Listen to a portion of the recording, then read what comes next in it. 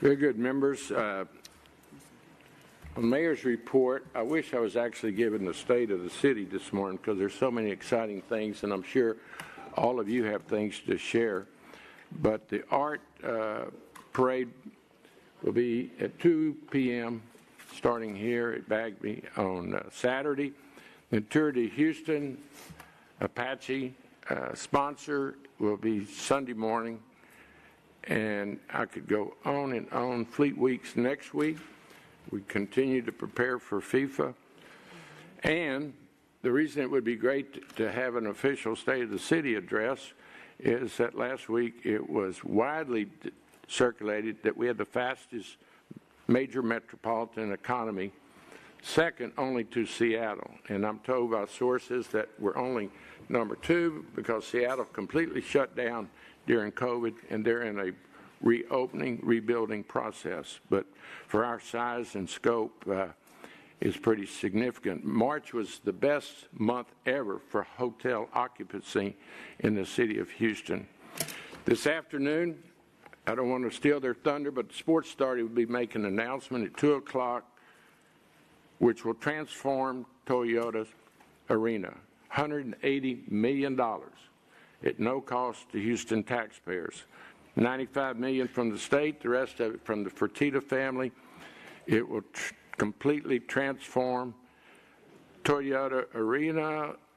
It'll complement the expansion of the George Brown, so it is really something to be excited about.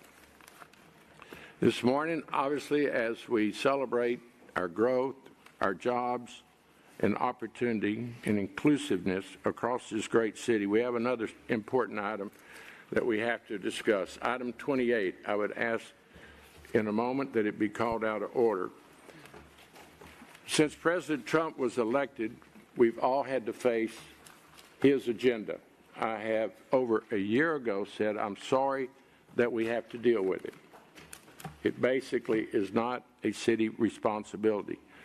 My sympathy, my empathy, my personal relationships with undocumented individuals, I know the anxiety. And quite frankly, I think most Houstonians experience the anxiety as we watch the nation and the disruption that occurred in most major cities. I made a commitment then to follow the law, be consistent, transparent, and that is what has kept the turmoil out of Houston. I get calls from major city officials across the nation, across Texas, asking us how are we able, as a major city, as diverse as we are, to be able to be as reasonable and consistent as we've been. Just for example, I got a report recently that there were only 70 ICE officers in our region. Minneapolis had 3,700 at one time because it was politicized in so many of our major cities. So we've been consistent, followed the law, and today we need to deal with the item. I want to thank the members for engaging in the process. The sponsors of Prop A have been reasonable. I've never seen a piece of legislation in 50 years or served in the legislature that could not be improved. So today we have a revised version of Prop A, item 28. I think it is consistent with HPD practices. HPD practices are to follow, respect the Fourth Amendment, and then also HPD will furnish its data to anyone that asks for it, certainly anyone around this horseshoe.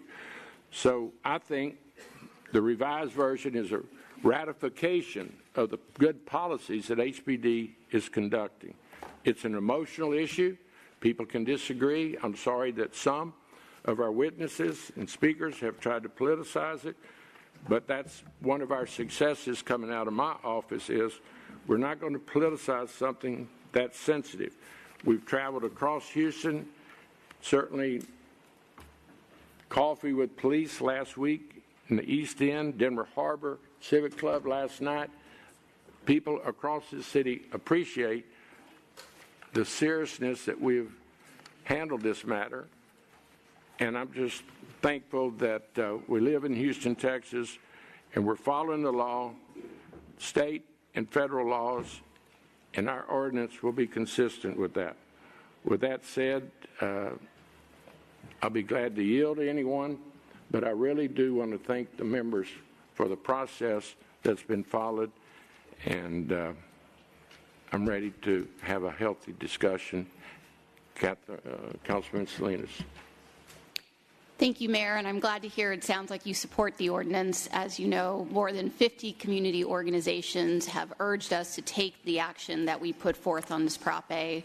I want to thank my co-sponsors, Councilmember Pollard and Councilmember Caitman, for joining us in this effort. And I want to thank everyone in the community that came out and demanded that we act. I think this is a positive step forward. This is building on the step forward that was taken a few weeks back, and I hope we continue to take steps forward to improve our position and reducing our cooperation with ICE to the bare minimum that's required under state law. But this is a positive step forward. It was a step that was needed. The community has demanded it, and I'm glad to see that we're going to pass it today. Well, thank you for your work, leadership. I'm supporting it because I think it makes a statement that we've listened, and it's following the current practices of HPD of respecting the Fourth Amendment and furnishing the data to any member of this panel. So thank you, and I will yield to Councilmember Martinez. Thank you, Mayor. First, I want to just start by saying that those that came to speak in favor of the ordinance, that I hear you. I understand the intent behind what we're trying to do with this ordinance, and I think we all want to see safe communities. But I also want to be honest, and this policy will not take away the fear that so many families are living with every day. I know because I talk to them. I know their stories and their challenges that they're being faced with. The fear that comes from lived experiences, from what people are seeing in their neighborhoods, in their workplaces, at their daily lives, and more recent conversations have helped create more fear, unfortunately. And no matter what or how this policy is adjusted, the fear just doesn't disappear. From the beginning, I have been saying this. You have to be thoughtful and intentional with our words and our work. So if we're serious about public policy, then we have to be serious about the trust as well. Because when people are afraid, they don't call the police, they don't report crimes, and they make every one of us less safe. The real work isn't just the policy that is being passed today. It's actually showing up, as the mayor mentioned. It's bringing HPD and the community in the same room. It's having honest conversations. It's listening, being present, and building relationships over time, not just in this moment like this. The work that I've been talking about, that's what I will stay committed to, because real safety doesn't just come from policy alone. It comes from trust, and that trust is built over time. The work done in community policing has been done decades after the Moody Park riots. And a lot of those challenges that we've been seeing more recently have been eroding that trust. What I'll be doing today is voting yes, because I'm going to be supporting the community as well. But the real work is ahead of us. And I look forward to continuing showing up in community. And I challenge those that came to public session as well to help with this work. I can't do this alone. We can't do this alone. And find opportunities where you can connect our local law enforcement who are doing great work, boots on the ground, with the community. Continue doing that work. That is what we need to continue doing, whether this ordinance passes or not. Showing up is most important. So again, I'll be supporting, but I think the real work really is going to be bringing local law enforcement to community. Thank you. Thank you for your leadership, and you're absolutely right. It's not the words, it's the actions. And I go out of my way, as I know each of us does, to make certain that the community knows all Houston residents are welcome to our facilities. The warming centers, no questions asked when you arrive. Domestic abuse, call HPD. They do not ask or concern themselves with your immigration status. After our clubs closing, I've been there. A packed club is emptied. No one is asked about their status. It's strictly the safety of our community. So thank you for the role you've played, real leadership, but you're right. It's a process. We've got to continue to emphasize we care for all residents and do not ask them their immigration status, and we share their anxiety. Councilmember Flickinger. Thank you, Mayor. The fear that is felt by the public if you're not here with legal status is absolutely real. There's no doubt about that. But I've been a little confused with this entire issue. You know, we've had these chambers filled regularly with individuals coming here asking us to change policy. And in the New York Times and both the Chronicle several months ago, neither of those publications supportive of enforcing immigration policy. They gave the figures. 15,000 people have been deported out of the area ICE office, which is essentially southeast Texas. It's multiple counties. Of those 15,000, two-thirds, almost 10,000, ICE took into custody from a jail or prison. City of Houston doesn't operate jails. We don't have anything to do with that. What this is addressing is the approximately 70 cases that initiated with an HPD call, where HPD got a hit on a warrant. 70 out of 15,000. That is a rounding error. This ordinance, while I think placating a number of the people that came here over the last several months to speak, will not change what's going on. And I assume that we'll have these people back here within a couple of months once they realize nothing has changed. You know, and a number of council members have talked about wanting HPD to focus on the tasks that we have for them. I would argue that maybe we should do the same thing. I mean, we've addressed a rounding error, and that's all this addresses. And I don't think that the people who were upset by it are going to be any happier 2-3 months down the road when they see that it hasn't changed.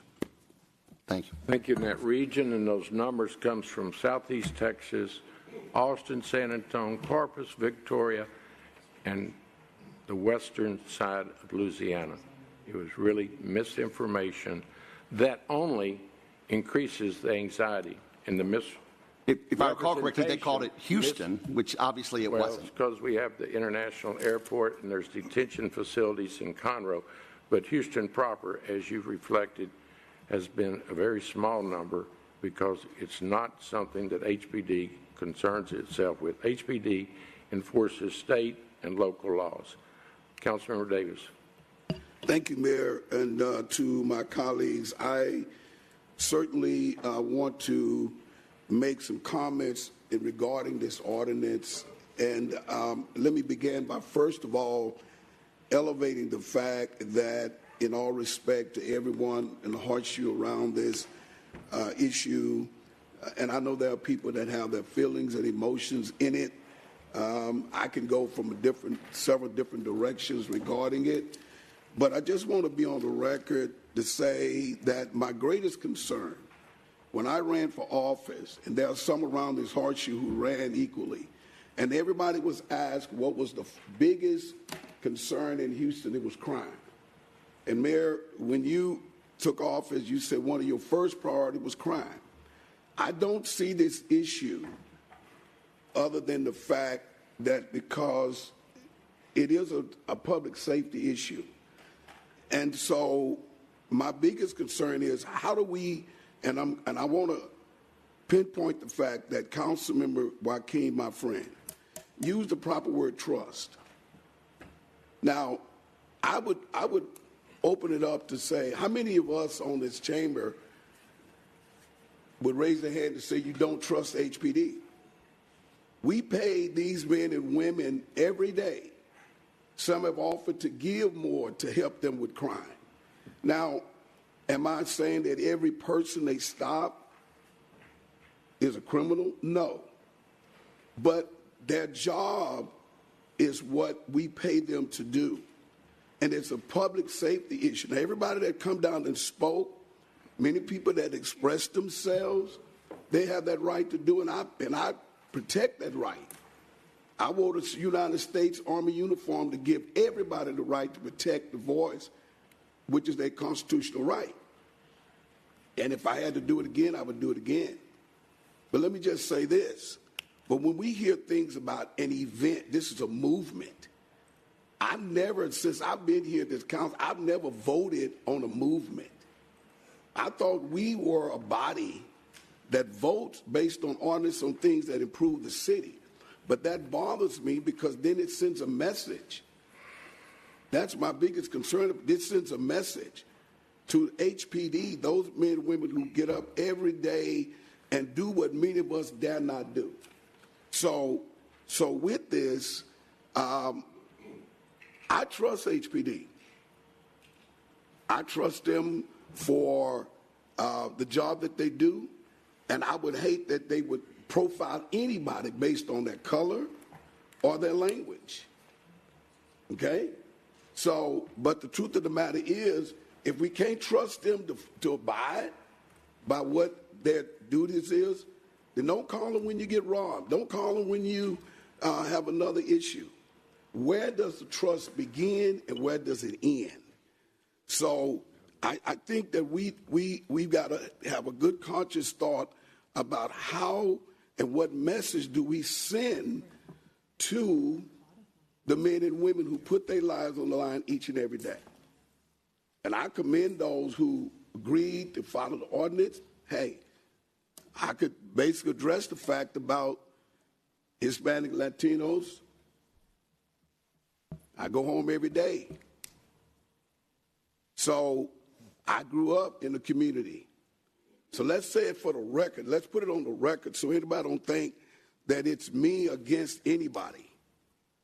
I was born in the movement of a civil rights movement. But I don't see this ordinance as a movement. I don't know we vote on movements. If that's the case, then all of us can introduce a movement.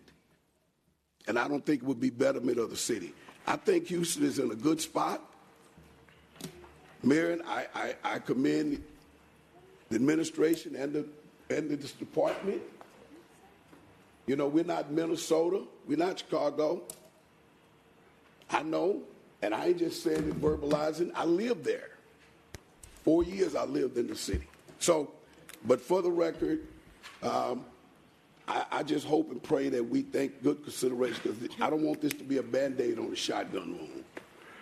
Thank you for your perspective. I don't think there's any doubt, certainly from my perspective, that we support our men and women.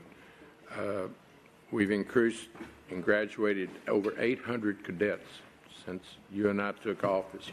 HPD has all-time large number of officers, over 5,400.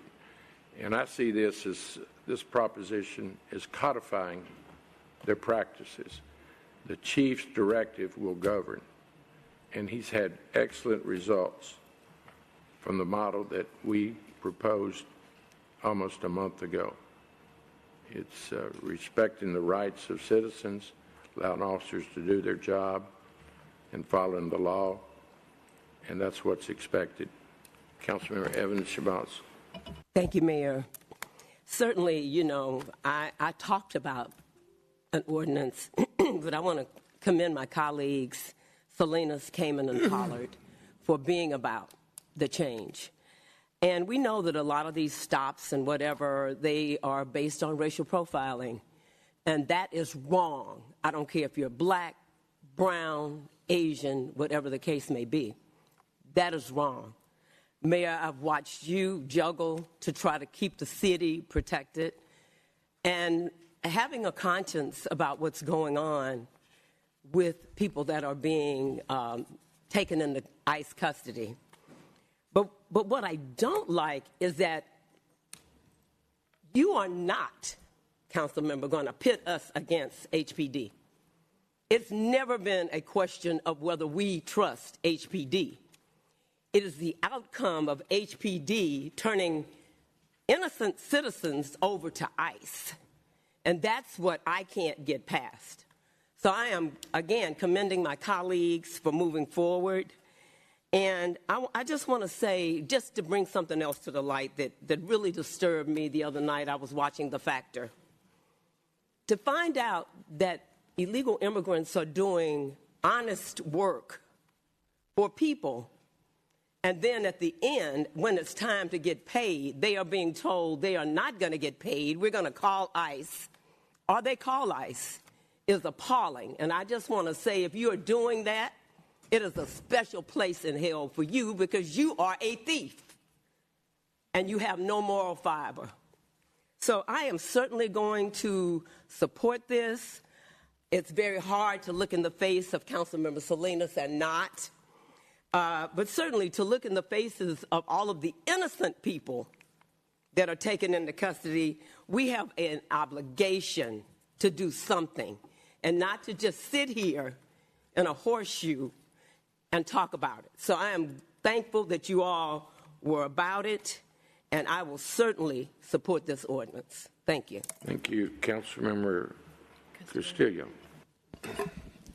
Thank you, Mayor, and to the council members who did the work around this ordinance to bring it forward. You know, one of the things that this addresses is transparency with the quarterly reporting. And this is an issue where, and like a lot of issues, more transparency is a good thing. Monday, I was speaking at a civic group, and questions were asked around this related to misinformation. Yesterday, speaking at a civic club, same thing. There's still questions out there that people are asking. There's still things that are going around and spreading that aren't true.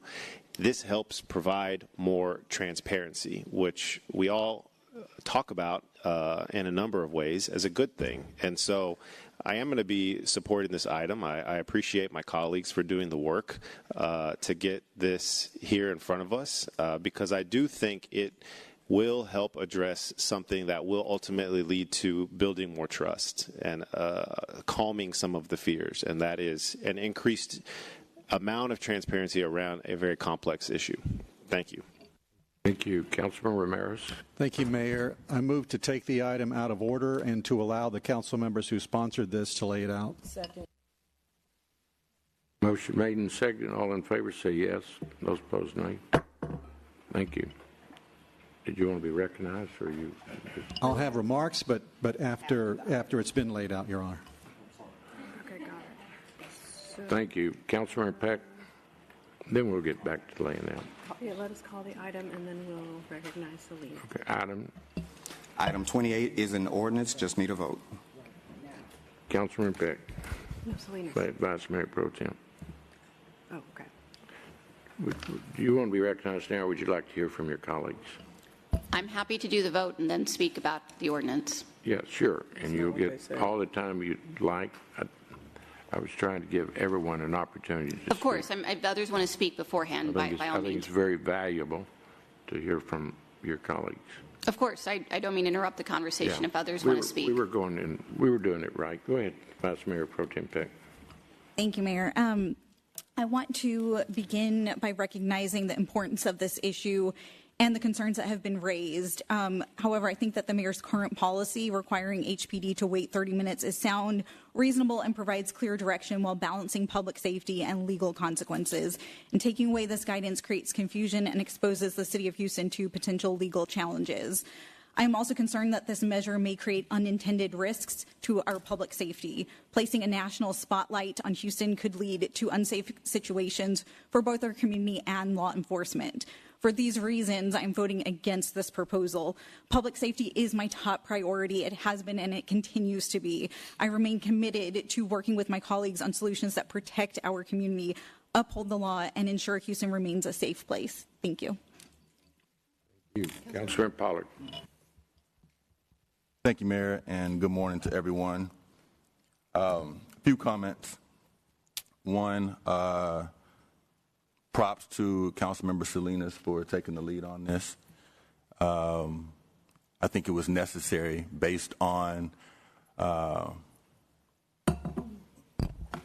the responses we were getting from the public by and large, not just those that you hear that come on Tuesdays, but the 50 organizations that signed on, the many people that I represent in the Gulfton, Sharpstown area who are hardworking.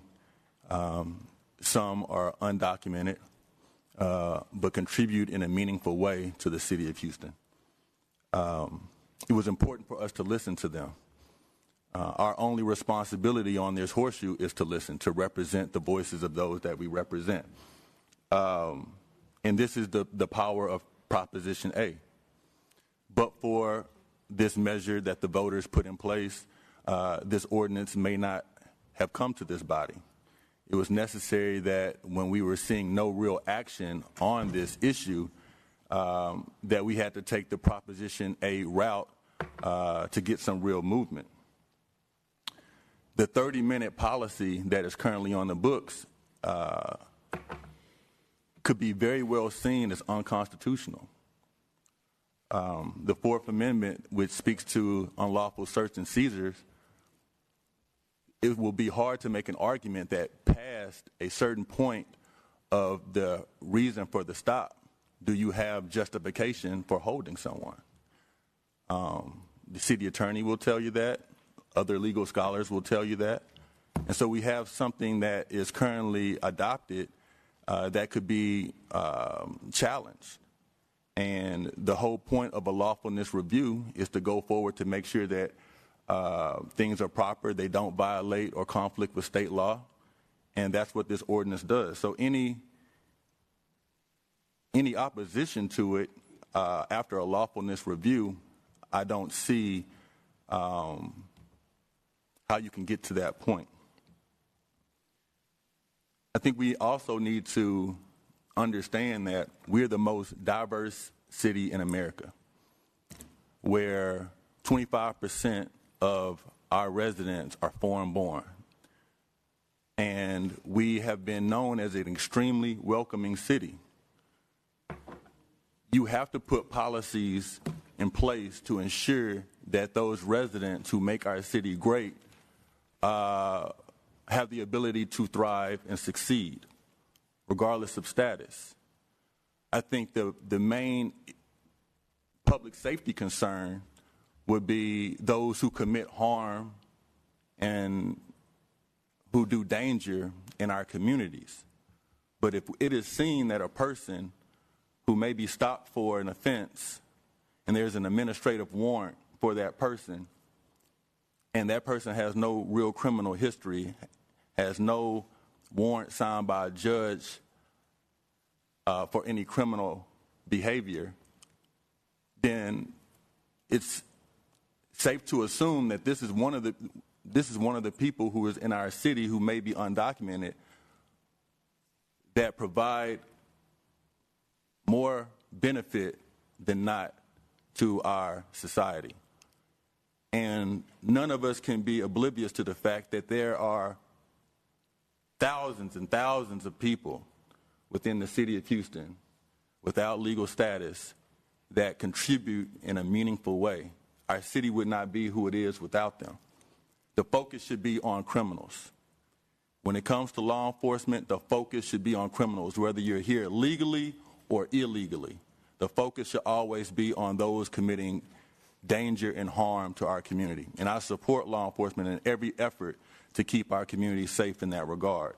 But this particular proposal is to clear up any unconstitutionality that is currently on the books, to give clear guidelines on what the city is to do in these circumstances, and to provide some transparency to our body on those interactions. And I think it is thoughtful.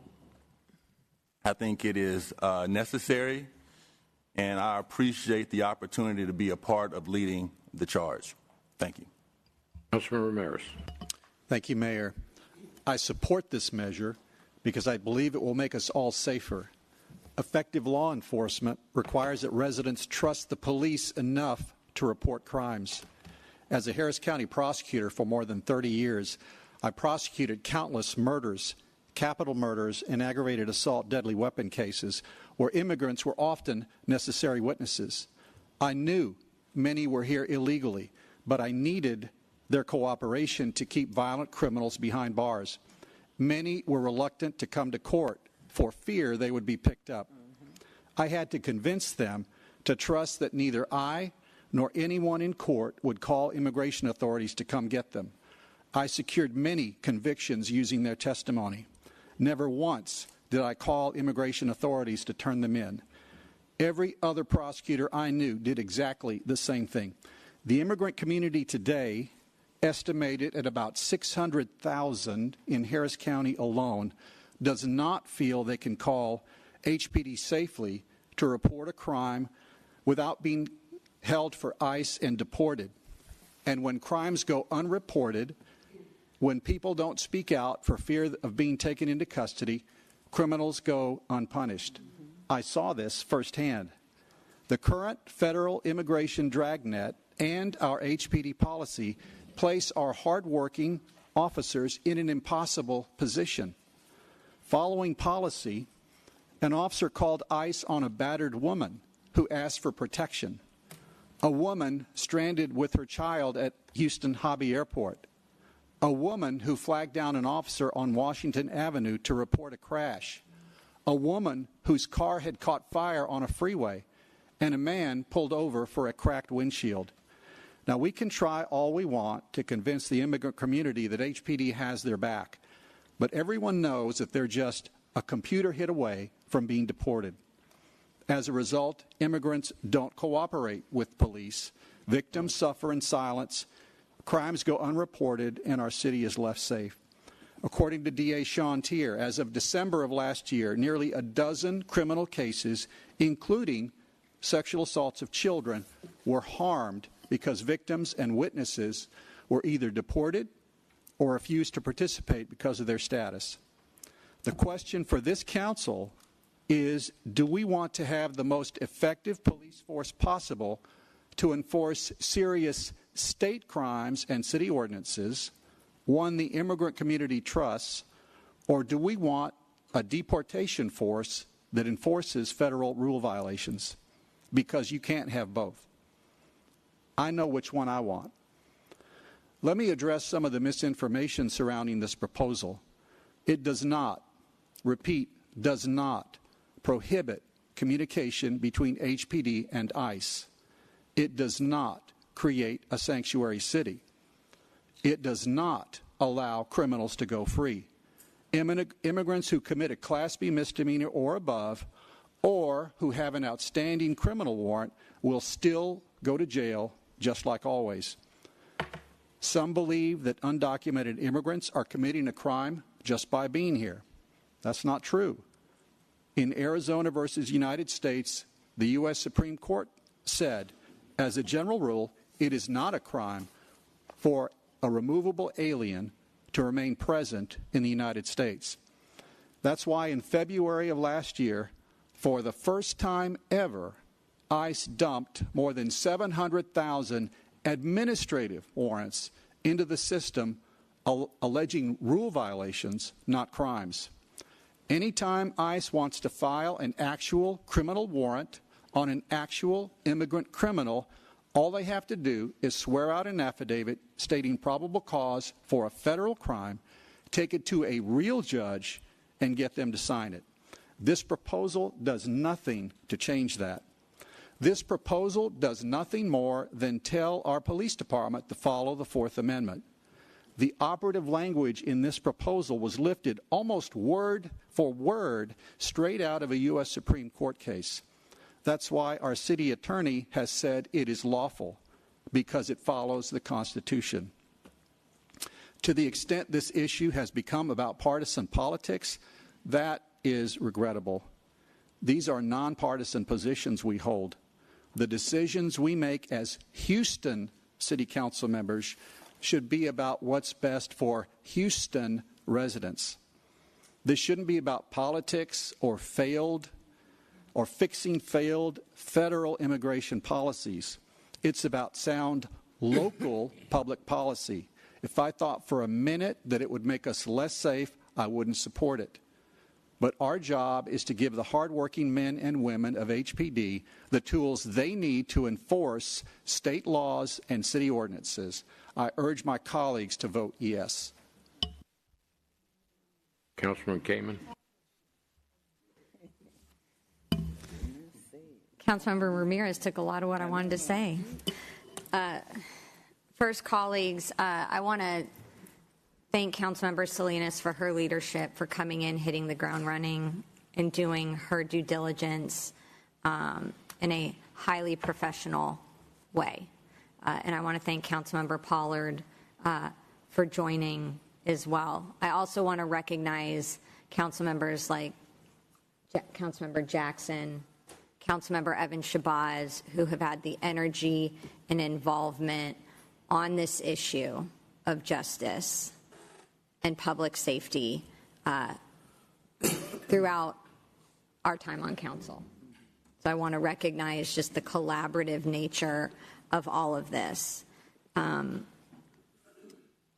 I also want to recognize the countless Houstonians, legal organizations, local groups, and unions using their voices to stand up for what is right.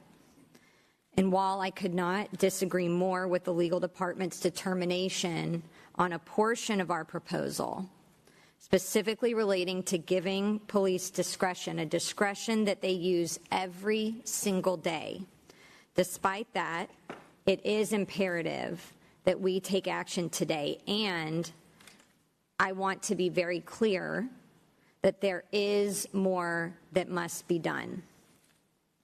As I have said from day one, if an individual poses a public safety risk, I trust local law enforcement. I trust HPD to act, regardless of someone's immigration status. Our officers work hard, and we appreciate their dedication to our city and our communities. But I'll also note that ICE agent training pales in comparison to the thorough and in-depth training and professionalism that we see in our HPD officers. ICE's lackluster standards and lack of accountability is what is creating chaos in our communities. And no, this is not a rounding error. These are people's lives. These are people's families. These are people's children, their wives, their mothers, their brothers. Raids that have occurred in our city, not just the region, in Southwest Houston, including in District C, are the basis of legal challenges that are ongoing right now brought by residents, including the fact that ICE continues to demand proof of citizenship by U.S. citizens. The mistrust is creating an even greater public safety risk, forcing victims of crime into the shadows, creating fear and trauma for our children and hurting our economy. Local law enforcement does not have the resources or the time to stand in and do ICE's job for them. A policy was recently implemented that said HPD will only wait 30 minutes for ICE. So above all else, what this item is about is the fact that the Constitution of the United States of America is not optional, be that 1 minute, 30 minutes, or an hour. There is no timer on when the Fourth Amendment goes into effect. This item is about respect for our laws, respect for the rule of law, and respect for everyday Houstonians who contribute to the fabric of our city and of our nation. And I want to express my appreciation to the numerous organizations and legal experts who have been working with us on this, residents who are speaking out at a time when many in our immigrant community cannot speak out for themselves. I want to recognize investigative journalists who are continuing to bring critical information to light, as well as local law enforcement for their commitment to our wonderful city. But we are not going to sit idly by amidst cruel, inhumane, and illegal actions by the federal government aimed at our vibrant immigrant community. Councilman Huffman. Thank you, Mayor. You know, the Constitution lays out that individuals should be protected from unreasonable search and seizures. I completely agree with that. I completely agree with transparency and the value of keeping statistics, absolutely. The concern that I have for this ordinance is some of the reporting requirements, specifically with identifying which officers make these detentions and keeping track of that. Some officers, just based solely on the fact of what division they're assigned to, will encounter situations more than officers, assigned to a different division. And I'm just concerned that HPD officers may be afraid to do their jobs based on, tracking that information or identifying those officers. So we know HPD has an incredibly difficult job. We don't want to make it any harder. There are good things about this ordinance, and there are bad things about this ordinance. But I will be voting against it today. Thank you. Councilman Salinas to close. I just want to start by thanking all of my colleagues for their thoughtful engagement on this issue.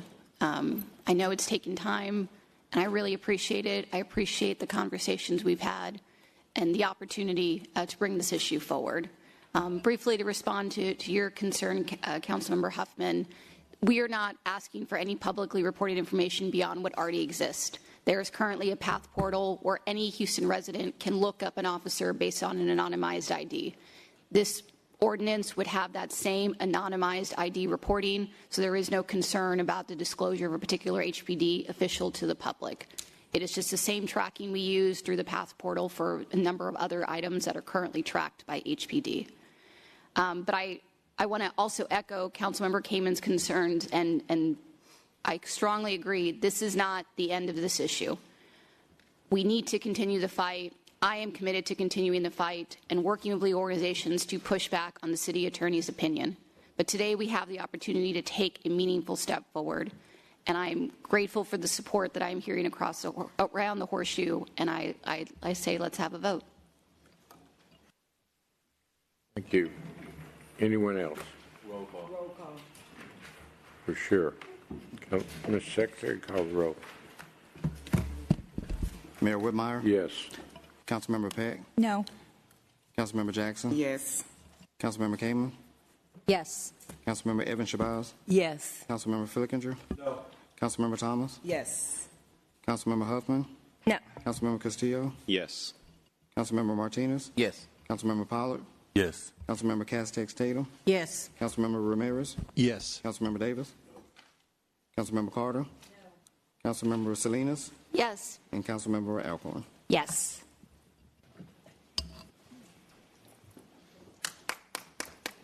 Good job.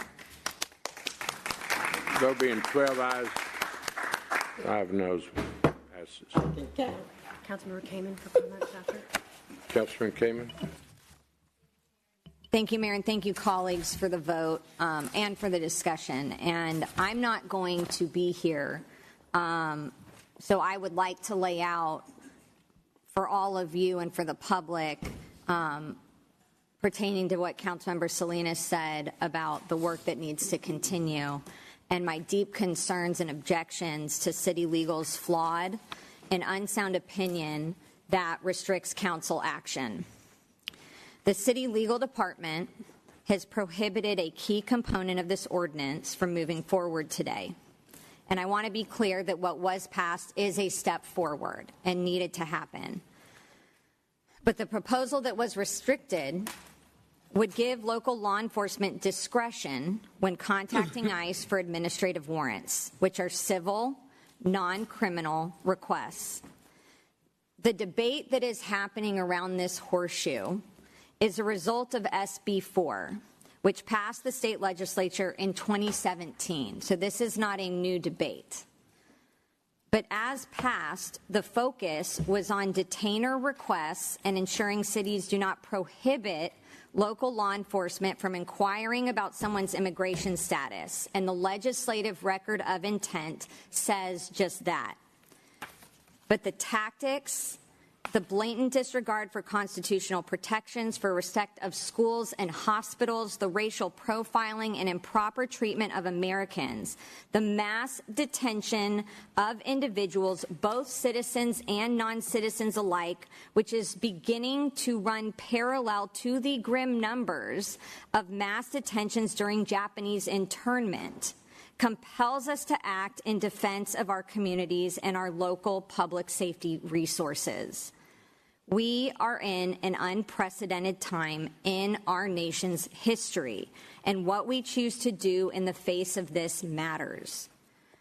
The original proposal we put forward does not conflict, nor does it run afoul of SB 4, which, to be clear, we are bound by.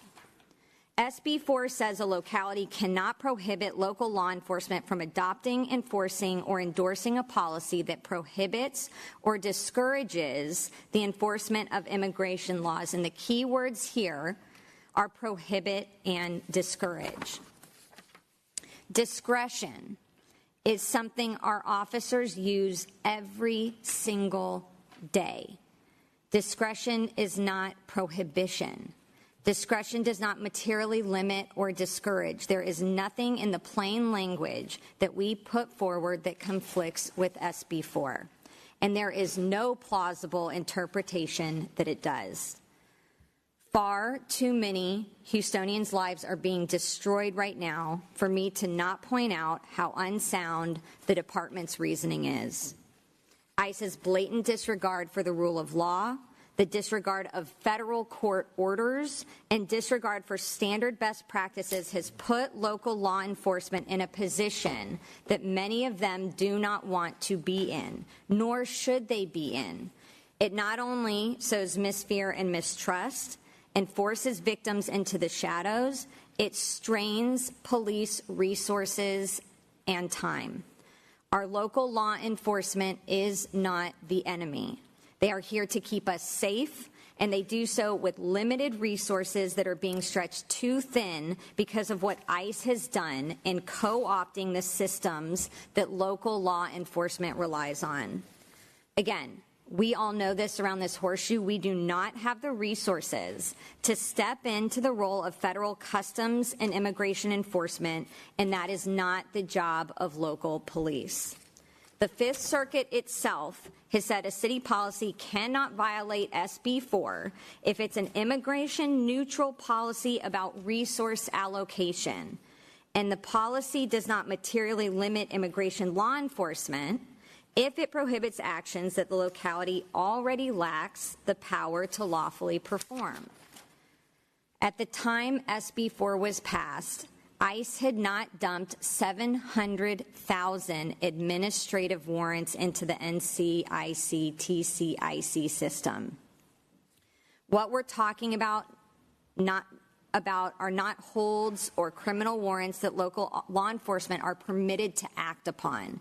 These are civil-based requests created by ICE agents themselves with no check on what's actually being entered into the system. A federal judge here in Texas, Judge Beery, in January, issued an order when 5-year-old Liam Ramos was sent from Minneapolis to Dilley, right here in our backyard. He said, quote, "Administrative warrants issued by the executive branch to itself do not pass probable cause muster. That is called the fox guarding the hen house. The Constitution requires an independent judicial officer." So I want to caution this body of a dangerous precedent that is being set.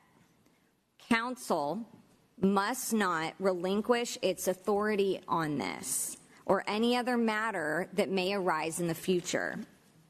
The city legal department's own opinion says under Article 6, Section 7A, council shall have the authority to prescribe by ordinance rules and regulations governing the operation of each department. But the mayor may prescribe rules such as general rules and regulations as he may deem necessary or expedient for the general conduct of the administrative department, the heads of which are responsible to him. Again, council shall have the authority. It is wholly within this body's authority to enact policies surrounding this matter. And in fact, on the vote we just took, we did just that. And we have before when we eliminated traffic stop quotas. So this is no different. I have the utmost respect and appreciation for the city legals department and the hardworking staff that serve this city. But city legal, by their own admission, is not an independent department. In the same memo attempting to restrict council with obsequious legal interpretations, it says, all city employees operate pursuant to the mayor's administrative control. It also goes on to say the mayor holds broad administrative and managerial authority over all city departments, employees, and operations. So again, the city's legal department is not independent, and the legal opinion is not independent. Voters approved Proposition A, adding new authority given to City Council. But I will say, since the mayor does control departments and legal says he has the power to take action, it is imperative that further immediate steps are taken to protect Houstonians and safeguard our public safety resources. Ken Paxton, Stephen Miller, and Donald Trump are not the compass that should guide this body. Our city has been put in an impossible position. But this is happening in our own backyard, and countless Houstonians, citizens and non-citizens alike, in the most diverse city in the nation are being targeted, facing egregious civil rights and due process violations. We are Texas. We should never cower or hide, especially when it comes to protecting the people that we serve. This is Houston, and we stand up for what is right. We respect the rule of law, we respect the diversity that makes us who we are, and we respect the rights of our residents. And when it comes to the rights of Houstonians, come and take it should be a defiant challenge, not an invitation. Councilmember Salinas. Colleagues, thank you for passing this ordinance. I just want to take a moment to thank every Houstonian that has used their voice over the past year to speak out on this issue. Today's victory is your victory. This is democracy in action. And I want to make clear in response to some of the comments, this is a very meaningful step. Today we have ended the 30-minute policy that allowed HPD to wait for ICE for 30 minutes. That is no longer the law of Houston. Today, if someone is pulled over and there is an administrative warrant, they have to issue the ticket, and once that ticket is issued, the individual must be let go. They cannot wait around for 30 minutes for ICE to arrive. This is a fundamental shift in policy, and I'm grateful to my colleagues for passing it. This is also significant because we are ending the opaqueness that has existed for over a year around how our tax dollars are being used to support ICE operations. We only learned because the chief of police happened to mention it in a press conference that 17 individuals had been turned over to ICE custody. But for his decision to make that press conference, we would have never known that fact. That will no longer be the case in the city of Houston. Now, the public will know on a quarterly basis how often somebody is pulled over and ICE is contacted, the length of the stop, the officers involved, the purpose of the stop, and if there are issues and violations of the Fourth Amendment, we will be able to address those. But the public deserves to know. And I strongly disagree that this is not addressing the fear in community. Just last night, I was at a super neighborhood meeting where an individual told me that her brother was detained and is currently in ICE custody after a traffic stop. She thanked us for pushing the ordinance, and so many Houstonians are grateful that we are acting.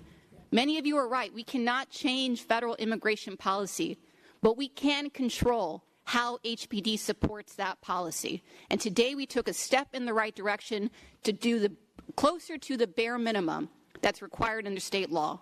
But we should not be doing anything more than what state law requires. And I am committed to do everything in my power to fight the city attorney's wrong decision about administrative warrants, work with legal groups, and I hope the city attorney will be open to reconsidering his position when he realizes the error in the analysis that was provided. But this fight continues, but this win belongs to the community. So I thank you. I thank you from the bottom of my heart for being brave, for standing up. It is not easy, but you did it, and this is democracy in action. Thank you, colleagues. Councilman Pollard. Thank you, Mayor. I want to ask the city attorney a few questions. I, too, wanted clarification regarding the first provision that was deemed unlawful, specifically as it relates to discretion. Right now on the books under state law, there are many traffic laws and moving violations that officers could stop and arrest for. And in some instances, the officer uses his own professional judgment to have discretion over what happens during that stop. And so, for instance, one of us could get pulled over for a broken taillight. In that stop, the officer does not have to give, or is not mandated to give, a citation. Sometimes the officer looks at the total circumstance of that particular situation, and they look at a person's background, they look at how they responded to the officer, they look at whether there are any warrants, they looked at a lot of different factors probably, and they decide, hey, I may give this person a warning, right? They have that discretion. And I believe as a lawyer it's important and in law that we have flexibility, that we don't live in absolutes, and that people are able to have professional discretion. SB 4, as Councilmember Kamen mentioned, puts forth that there can be no policy or legislation that prohibits or discourages the cooperation with federal authorities. The proposal that we put forward does not limit that at all, but it does give professional discretion, as is already deemed in every other instance where HPD makes traffic stops. So the question that I have to get more clarity on your viewpoint on it, why was this deemed unlawful based on discretion when HPD already has discretion in every other instance during traffic stops? Well, we all agree we have to comply with state law, and we all agree that SB 4 prohibits materially limiting cooperation with ICE.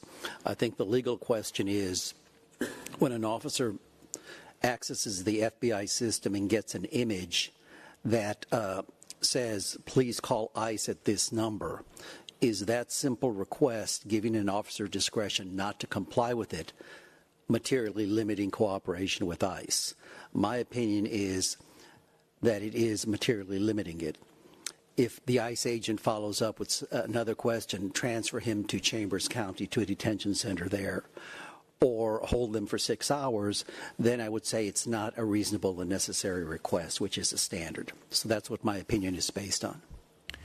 If you had to make an adverse opinion, what would that argument be? Arturo, you don't have to debate or give hypotheticals. Go ahead.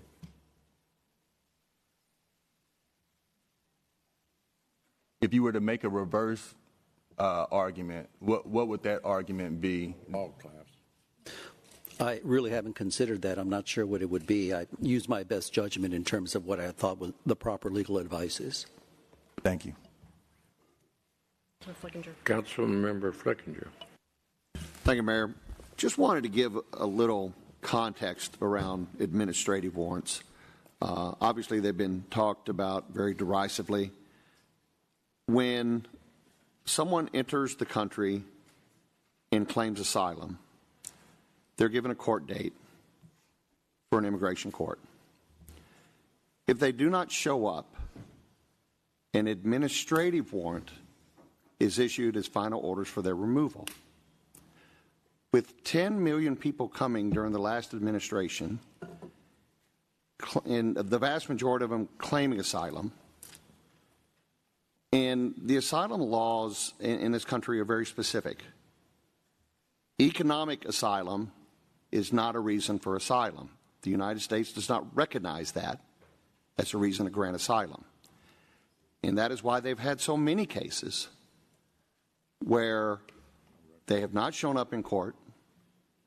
Final orders of deportations have been issued based upon the fact they have not shown up, and an administrative warrant has been issued for their removal.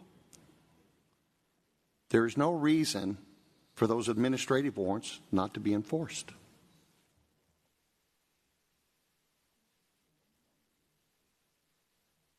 Councilmember Alcorn. So I want to better understand. I mean, I'm completely supportive of what we did today, but I'm not a lawyer. There are a lot of lawyers around here. There's a detainer, there's an administrative warrant, there's a criminal warrant. I want to know exactly what does HPD see? Do they call this number ICE this is the number to ICE? Do they say HPD administrative warrant? Are all administrative warrants what Councilmember Flickinger just described? I mean, somebody that missed a hearing. Is a detainer a separate thing that they see? I've talked to Chief Harden and people trying to get a better understanding of it, but can we just clarify what officers see when they pull somebody up? What exactly do they see? Obviously, as you can see, the lawyers are going to disagree. So if you go around the horseshoe, and of course I listen to the city attorney, so if you really want that process, I think it should be in a committee, the Prop A. Okay, I'm fine with that. Because almost a while ago, it almost turned into a law class where you're asked to give both sides of an argument, and that's not the proper function of our council this morning. So we've had a great opportunity to discuss it. I don't think we're going to change anyone's mind. As Councilman Salinas said, this is not the end of it. I can only imagine. We have folks that are given ample opportunities. This is not your last meeting, but certainly you wanted to leave your words on the record. So I'm not going to rush us to another item, but I do think this has been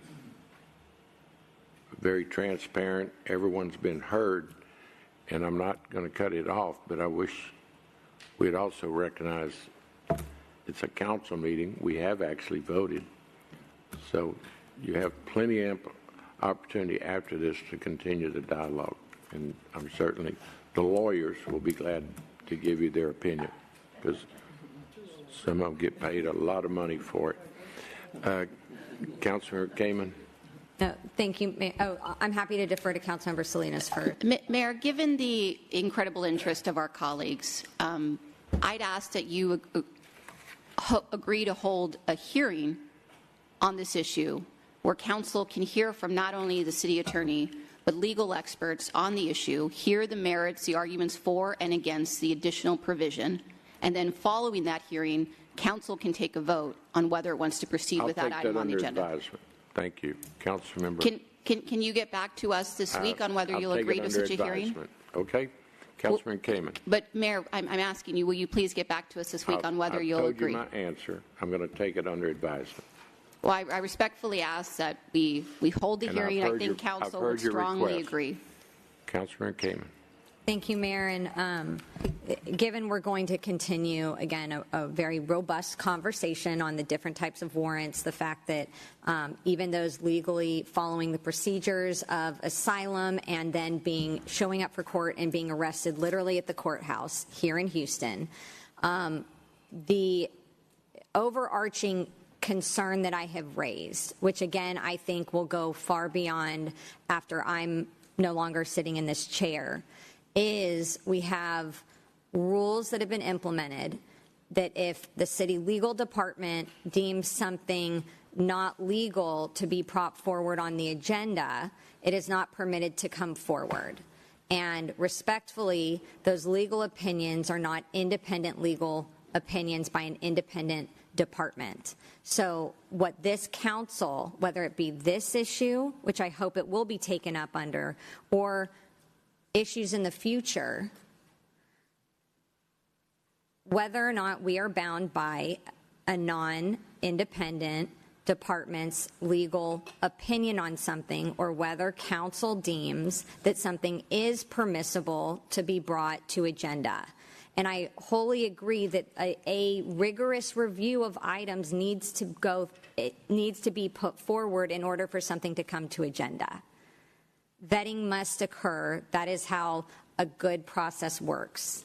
But what we are allowed to bring to council and who that is up to must be discussed further, because at present we are beholden to and constrained by a department that does not answer to city council and is not independent. Thank you. Councilman Carter.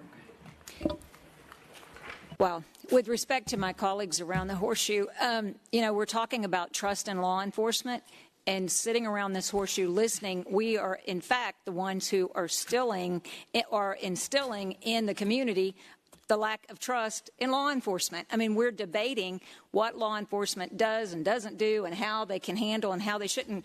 We want attorneys. We want to talk about it. Bring HPD in.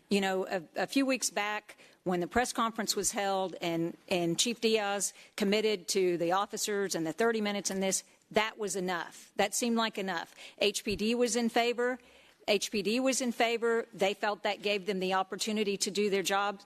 And so now we came and, we voted and you all modified it. Great.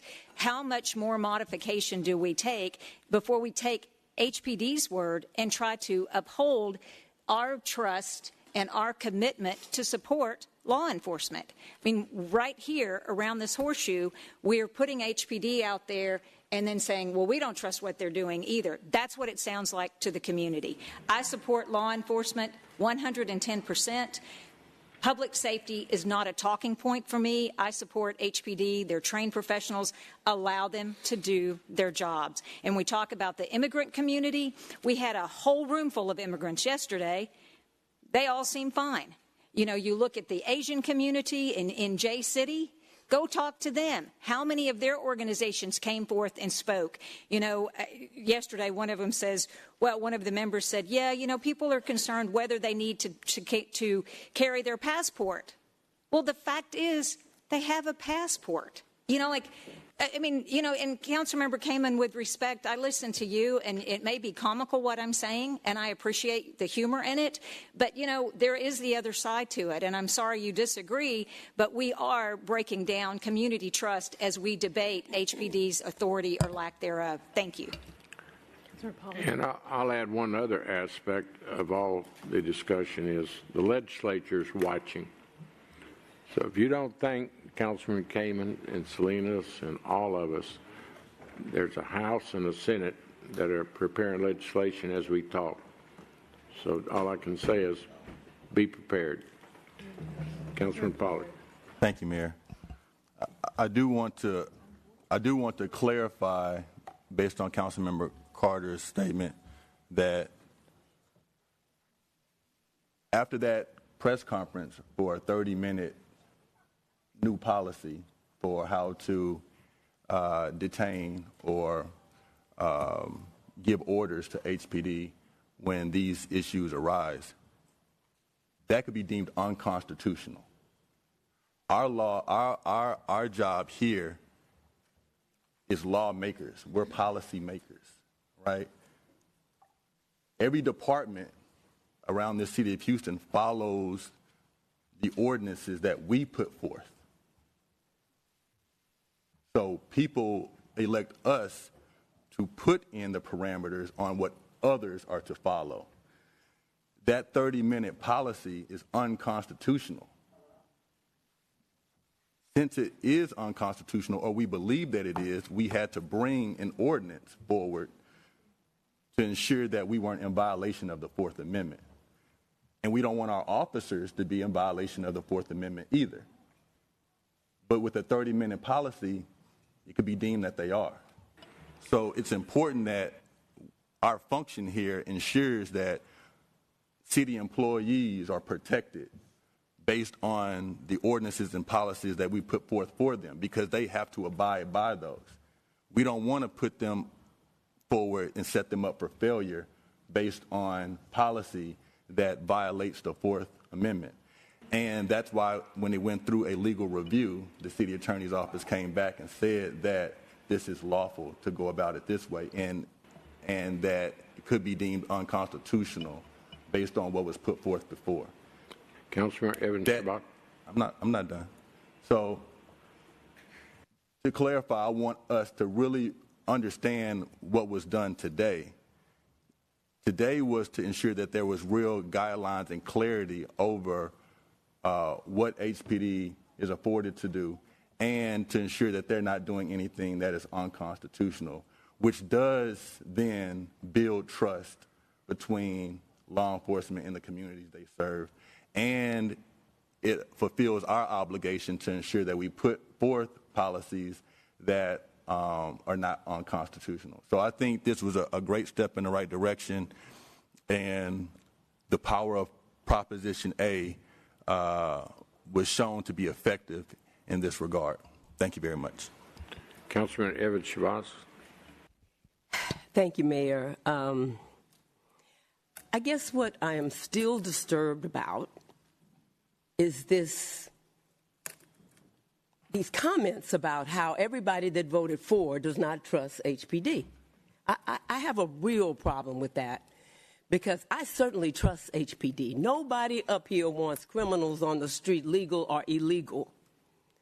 What we do have an obligation and a responsibility to do is to define how HPD is to engage.